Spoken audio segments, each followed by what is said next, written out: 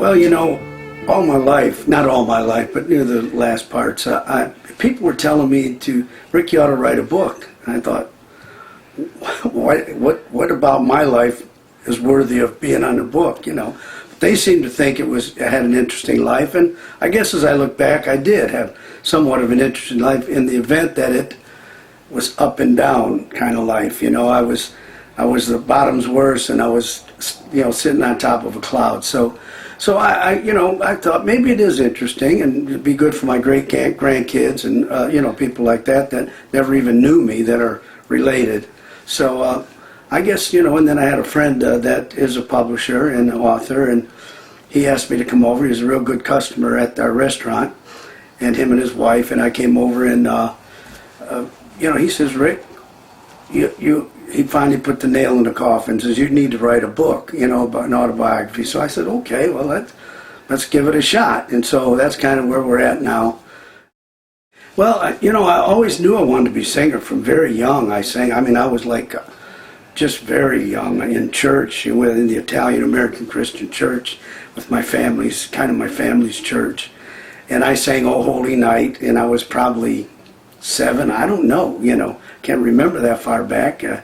But so I sang it, and people were quite impressed. And my aunt, to the day she died, which wasn't too long ago, she brings it up often in conversations, how good I sounded and this and that.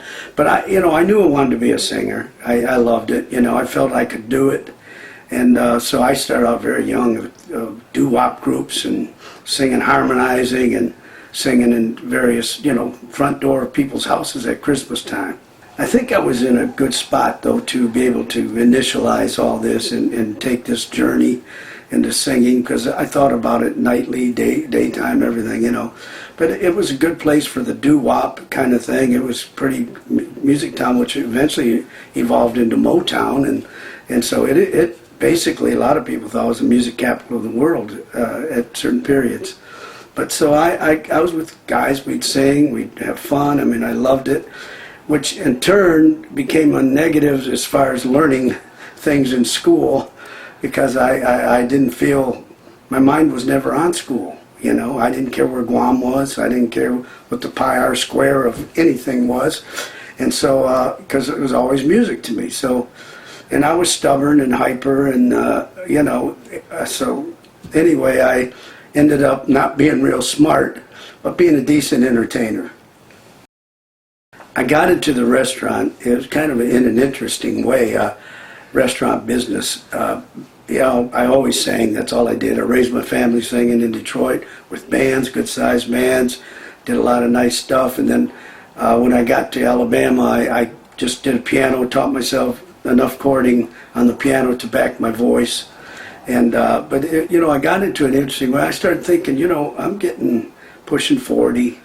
And I thought, is this something I want to do the rest of my life? Because it's quite challenging. You always got to be on your best voice. And I had so many sinus issues and so many surgeries, and it just kept taking me further from my goal as being a top singer. So, and I made a lot of mistakes in trying to be the very best and doing some damage in physically.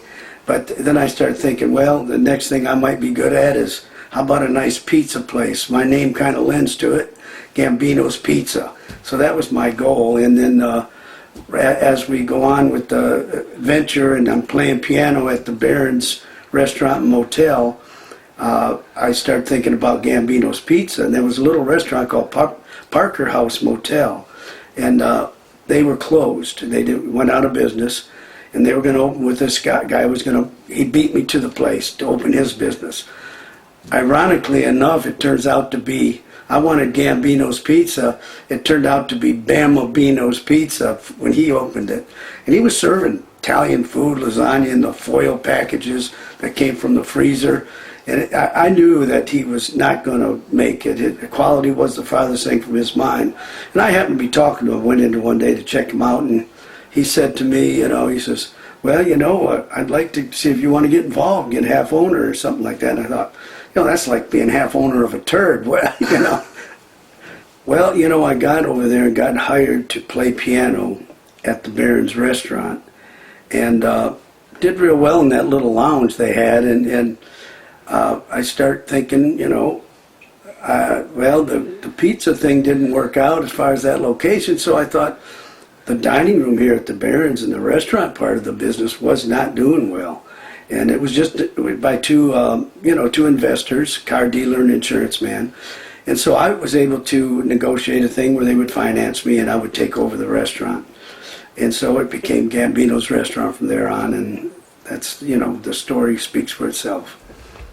The restaurant business for me was a learning experience, and I had to learn on the fly, and as we went.